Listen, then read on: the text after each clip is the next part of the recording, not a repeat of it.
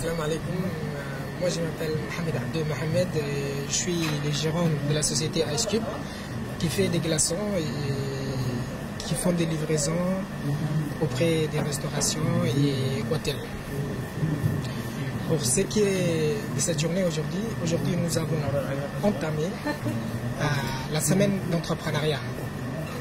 C'est une semaine vraiment riche et nous souhaitons sensibiliser la majeure partie des jeunesses à entreprendre et leur montrer l'utilité et la grande valeur de l'entrepreneuriat.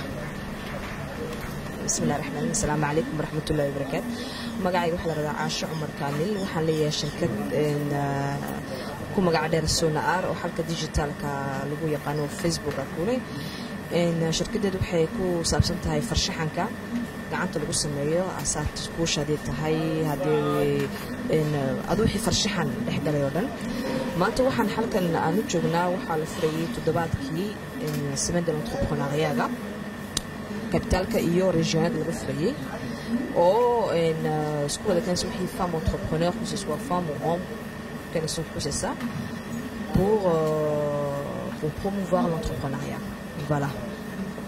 Bonjour, je m'appelle Mohamed Guiré-Galab, vice-président du club des jeunes entrepreneurs. Donc on est là pour célébrer la semaine de l'entrepreneuriat mondial et nous essayons de lancer un mouvement pour permettre à tous jeunes de se lancer dans l'entrepreneuriat et vraiment très heureux de participer à cet événement qui regroupe beaucoup de jeunes qui ont déjà réussi, d'autres qui veulent se lancer. Donc c'est pour créer vraiment un écosystème et une communauté assez forte entre jeunes pour avancer dans l'entrepreneuriat et je vous invite à rejoindre le club des jeunes entrepreneurs qui existe depuis 20 ans, qui est en train de fêter sa 3e année consécutive, que nous organisons aussi cette semaine de l'entrepreneuriat. Donc je lance le mot à tous jeunes qui veulent créer, oser, de rejoindre ces réseaux et cette communauté qui font bouger l'économie du pays. Merci.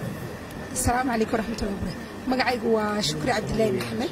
Waxaan ahay gudoomiyaha ururka dhalinyarta hawl maalgashiga. waxaan ahaynaa gabadha samaysay jaamacaddii ugu horeysay ee sida gaarka loo leeyahay waddankeena waxaan maanta furaynay ama andaha ka qaadaynay toddobaadka adduunyada maxaan ku rahdaay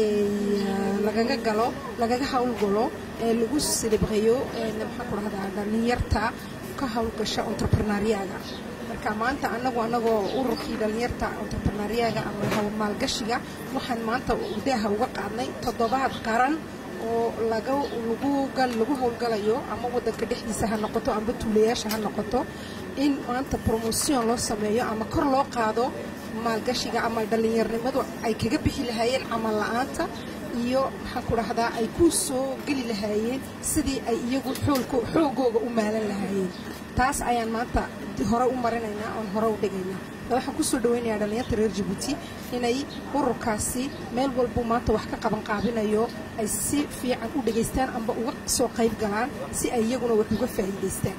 Assalaamu calaykum wa rahmatullahi wa barakatuh. Bismillahir rahmanir rahim. Magacaygu waa Abubakar Rayaali Caamir. waxaan ku faraxsanahay ka soo qaybgalkan maanta aan ka soo qayb galay munaasabada lagu furayay ama lagu bilaabayay toddobaadka caalamiga ah ee shaqo abuurka oo ka dhacay hoteelka weyn ee Acacia Djibouti anaga farxad bay noo tahay dhalinta reer Djibouti haddaan nahay ee ku haminaysa mar waliba jecel inay shaqo abuur sameeyaan siday uga qayb qaataan horumarka dalkooga haddan saaka waxaa ka soo qayb galay shirkii aan ka qayb galnay wasiirka maliyadda iyo maalqabeeno fara badan oo reer Djibouti oo ku dardargelinayay ama ku tirtirsiinayay dhalinta reer Djibouti si shaqo abuur sameeyaan ee dawladuna ay garab joogto ee fursadihii oo dhan ay u diyaarisay si shaqo abuur sameyn lahaayeen farxad gaar anaga noo ah waxaan rajaynaynaa insha Allah taala mustaqbalka inay dhalin fara badan oo reer Djibouti oo shaqo abuur sameysay inay dalka ka soo baxaan oo ku haminaysa mar waliba inay ka qayb qaataan horumarka dalkooga ee naftooda wax u taraan dalkan wax u taraan shaqo abuur sameeyaan ay la jaan qaadaan dhalinta Afrikada kale amba adduunka kale aad baan ugu faraxsanahay mar labaad aad baad mahadsantiin Jib Life shaqada weydiin jazakallahu khayr. Assalamu alaikum wa rahmatullahi wa barakatuh.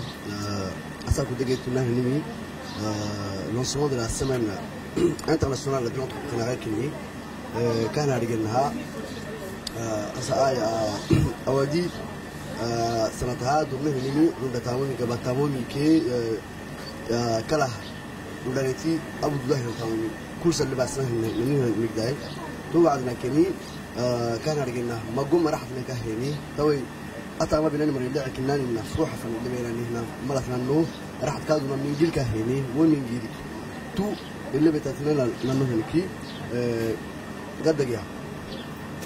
Salam alaikum rahmatullahi wa barakatuh. Moi c'est Rahma Abdillahi Bilal.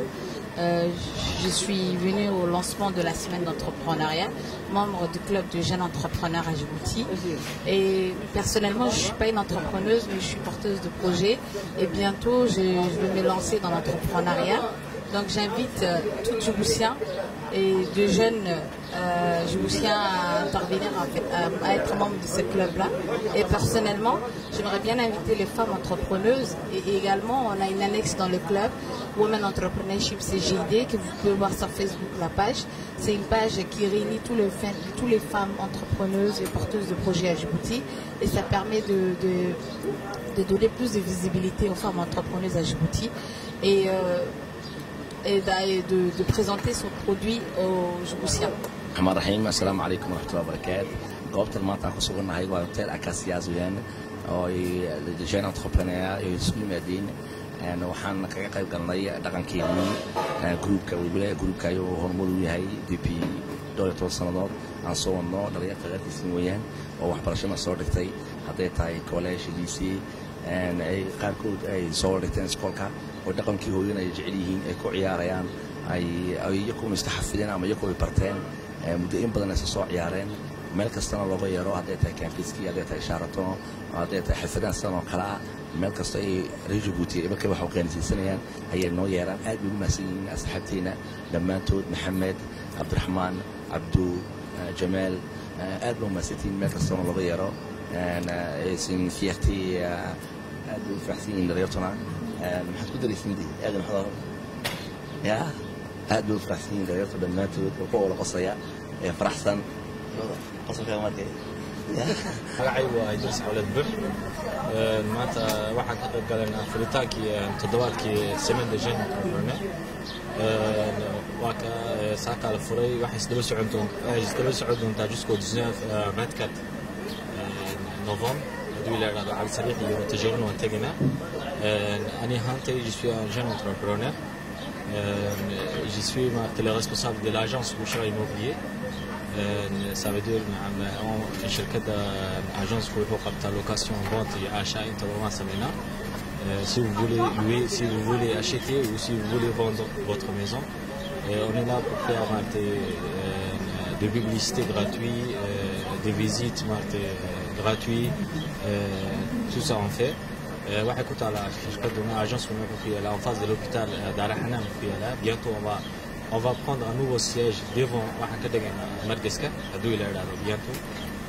Voilà, Inch'Allah, devant nous, on a dû la rado, on a gardé chez Inch'Allah, oui, propriétaire, Allah Haya, Amba, Join Haya, Ibini, est-ce que Ibini, on est là pour vous trouver des clients, Inch'Allah, on vous attend. Salam alaikum.